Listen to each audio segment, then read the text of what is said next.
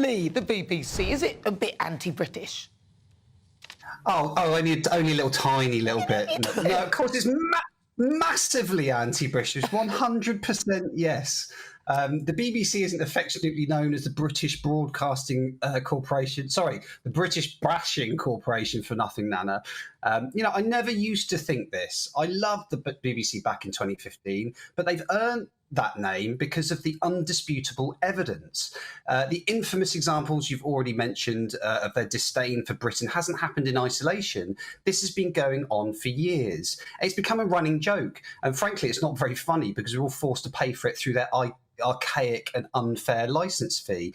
I really like Ben. I think he's a good bloke, but he's way, way off on this. For some time now, the BBC is being taken over by anti-Brexit, woke, left-wing groupthink, which I completely agree with because I've seen it with my own eyes. Maybe it's just because Ben agrees with it. He doesn't really see it. But anyone who follows me on Twitter will know that I've been clipping blatant examples of their bias reporting since 2016, most of which has gone viral.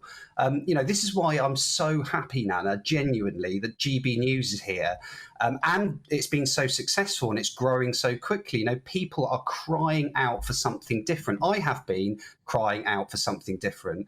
I would argue as well that by not representing all points of view and clearly not upholding their obligation to impartiality, that is fundamentally un-British on its own. But it goes much deeper than that, as you've just discussed. We've seen their presenters sneering at all things British. They've laughed at our national flag on national television. They literally mock and talk Britain down, which evenly amazingly seeps into supposedly benign programmes like Countryfile and children's programme like Horrible Histories. I'm sure you remember that one. Mm-hmm. These leading middle-class, woke, sneering attitudes to all things British is an attempt to make us despise our own country. And this is why trust in the BBC has been declining. Well, listen, we've got to go. This is too good. This is.